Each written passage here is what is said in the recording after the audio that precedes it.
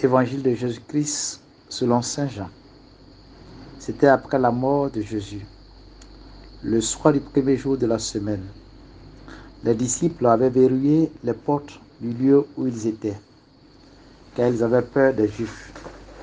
Jésus vint et il était là au milieu d'eux. Il leur dit, « La paix soit avec vous. » Après cette parole, il leur montra ses mains et son côté. Les disciples furent remplis de joie en voyant le Seigneur. Jésus leur dit de nouveau, « La paix soit avec vous. De même que le Père m'a envoyé, moi aussi je vous envoie. » Ayant ainsi parlé, il répandit sur eux son souffle, et il leur dit, « Recevez l'Esprit Saint. Tout homme à qui vous remettrez ses péchés, ils lui seront remis. Tout homme à qui vous maintiendrez ses péchés, ils lui seront maintenus. » Or, l'un des 12, Thomas, dont le nom signifie jumeau, n'était pas avec eux quand Jésus était venu. Les autres disciples lui disaient, « Nous avons vu le Seigneur. » Mais il leur déclara, « Si je ne vois pas dans ses mains la marque des clous, si je ne mets pas mon doigt à l'endroit des clous, si je ne mets pas la main dans son côté, non, je ne croirai pas. » 8 jours plus tard, les disciples se trouvaient de nouveau dans la maison et Thomas était avec eux. Jésus vient alors que les portes étaient verrouillées et il était là au milieu d'eux. Il dit, « La paix soit avec vous. » Puis il dit à Thomas, « Avance ton doigt ici et vois mes mains. Avance ta main et mets-la dans mon côté. Cesse d'être incrédule, sois croyant. » Thomas lui dit alors, « Mon Seigneur et mon Dieu. » Jésus lui dit, « Parce que tu m'as vu, tu crois. Heureux ceux qui croient sans avoir vu. » Il y a encore beaucoup d'autres signes que Jésus a fait en présence des disciples et qui ne sont pas mis par écrit dans ce livre.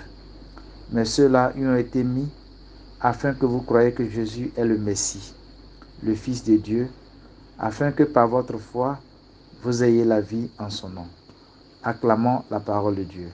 Louange à toi, Seigneur Jésus.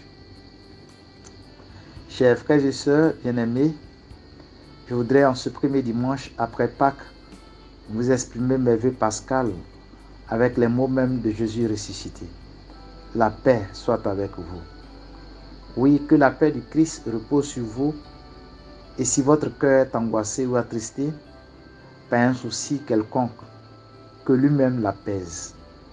Que la présence du ressuscité qui vous accompagne au quotidien, dans les instants de vos vies, vous apporte la joie au-delà des peines et souffrances. C'est pourquoi je vous le dis, au nom du Christ, la paix soit avec vous. Vous le savez, le deuxième dimanche de Pâques est appelé dimanche de la Divine Miséricorde. L'idée de cette fête a été demandée à une religieuse polonaise, sœur Faustine, par le Christ le 10 janvier 1934.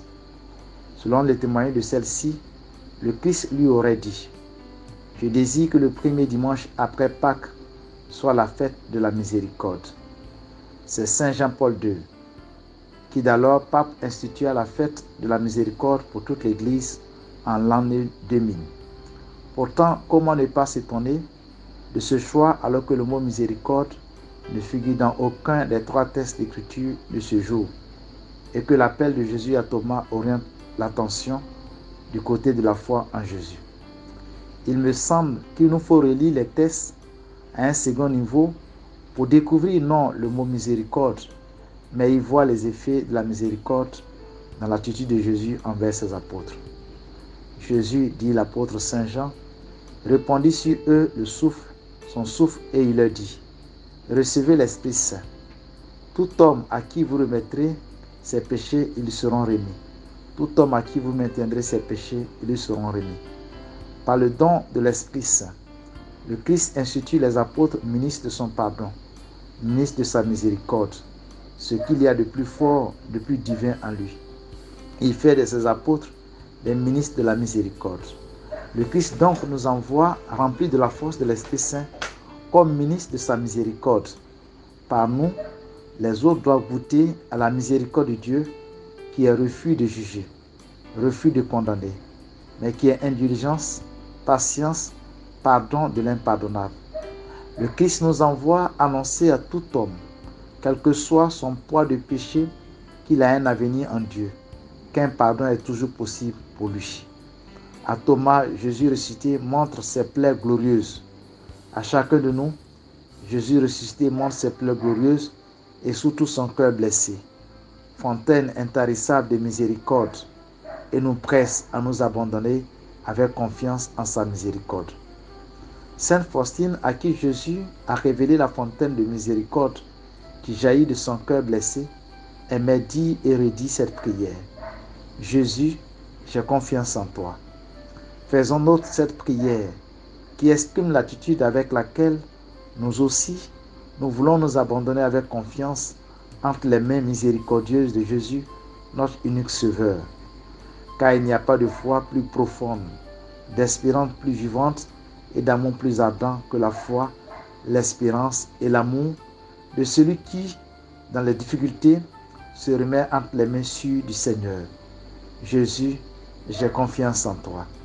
C'est cet amour réconfortant que nous voulons vivre et répondre à l'envoi du Christ pour que nos mains soient un prolongement de ces grandes mains de miséricorde divine, en particulier auprès des personnes touchées par l'épreuve ou écrasées par le poids de leur culpabilité. Jésus, j'ai confiance en toi.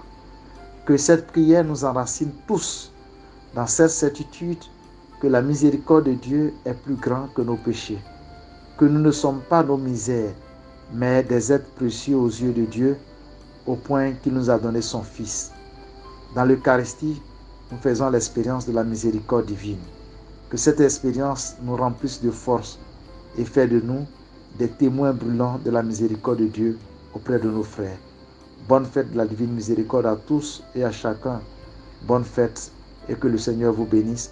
Au nom du Père et du Fils et du Saint-Esprit. Amen.